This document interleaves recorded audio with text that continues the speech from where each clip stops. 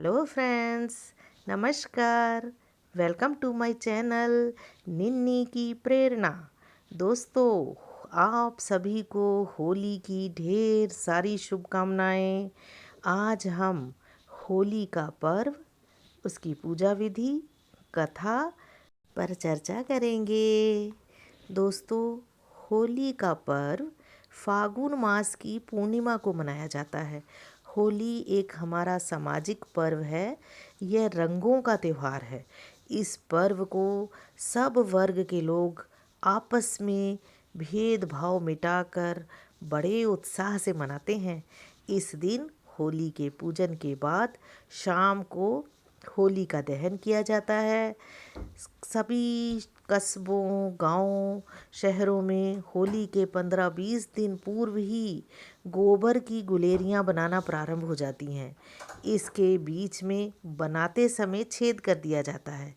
इनके सूखने पर रस्सियों में पिरोकर मालाएं बनाई जाती हैं। होलिका दहन के 2-3 दिन पहले से खुले मैदानों में लकड़ियाँ, कंडे दहन के लिए रखे जाते हैं और ये मालाएं भी वहीं रखी जाती है। दोस्तों, चलिए पूजा विधि और विधान पर चर्चा करते हैं। होली के दिन सुबह स्नान आदि से निवृत्त होकर पहले हनुमान जी, भैरव जी आदि देवताओं की पूजा करें। फिर उन पर जब रोली, माला, चावल, फूल, प्रसाद, गुलाल, चंदन, नारियल आदि चढ़ाएं और दीपक से आरती करके दंडवत प्रणाम करें। फिर सभी भगवानों को रोली से तिलक लगा दें और जिन देवताओं को आप मानते हो उनकी पूजा करें। फिर थोड़े से तेल को सब बच्चों का हाथ लगाकर किसी चौराहे पर भैरव बाबा के नाम से एक ईंट पर चढ़ा देवें। यदि कोई लड़का हो या लड़के के विवाह का उजमन करना हो तो वह होली के दिन उजमन करें। उजमन में एक थाली में 13 जगह 4-4 पूरी और हलवा रखें।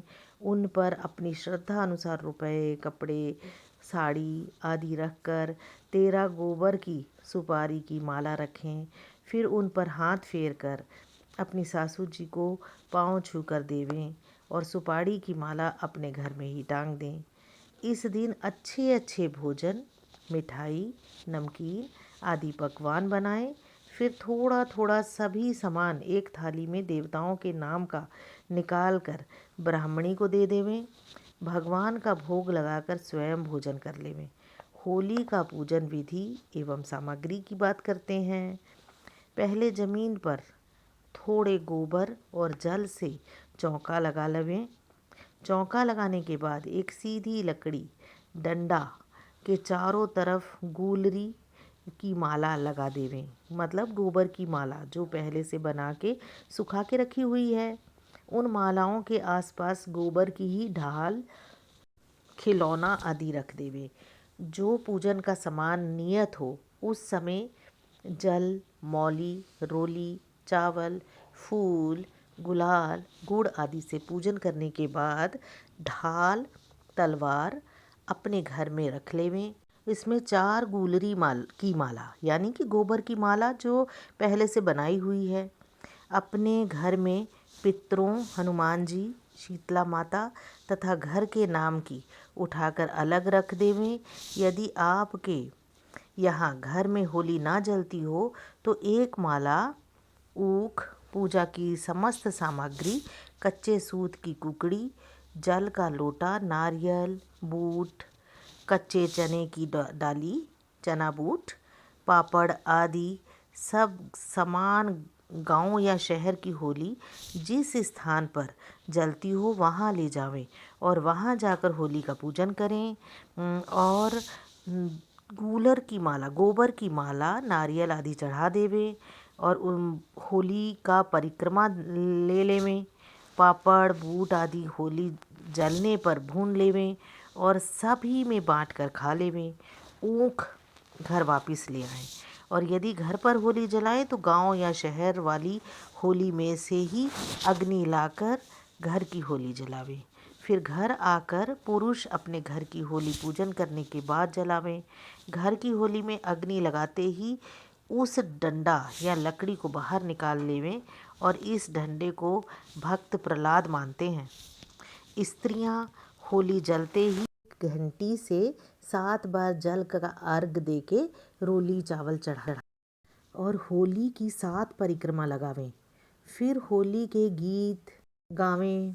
पुरुष घर की होली में बूट और जौ, बूट यानी कि चना बूट, और जौ की बालियाँ, गेहूं की बालियाँ, पापड़ आदि भूंज करके तथा उन्हें बांट कर खा लेवे। होली पूजन के बाद बच्चे तथा पुरुष रोली से तिलक लगावें। छोटे अपने सभी बड़ों के पैर छूकर आशीर्वाद लें।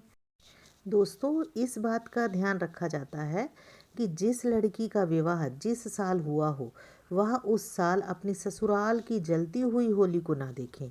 यदि हो सके तो वो अपने मायके चली जावे।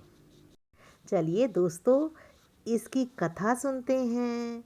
इस पर्व के संबंध में भक्त प्रहलाद से कथा जुड़ी हुई है।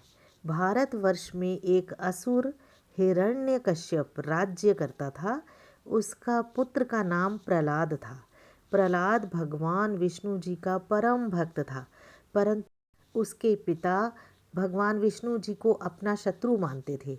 इस कारण हिरण्यकश्यप ने प्रहलाद को मारने के लिए अनेक उपाय किए, पर वह प्रहलाद को ना मार सका।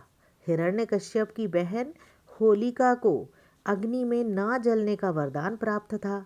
हिरण्यकश्यप ने लकड़ियों के ढेर में आग लगवाई और प्रहलाद को होलिका की गोद में देकर अग्नि में प्रवेश करने की आज्ञा दी।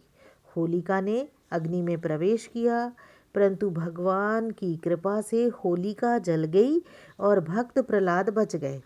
तभी से होलिका का दहन किया जाता है। ये तभी से परंपरा है दोस्तों। एक बार फिर आप सभी को होली की ढेर सारी शुभकामनाएं। हाँ दोस्तों, मेरी ये कथा पूजा विधि आपको अगर पसंद आई तो इसे लाइक करें और अपने दोस्तों में भी शेयर करें। और अगर मेरे चैनल को पहली बार देख रहे हैं तो इसे सब्सक्राइब करना ना भूलिएगा। जय श्री कृष्ण।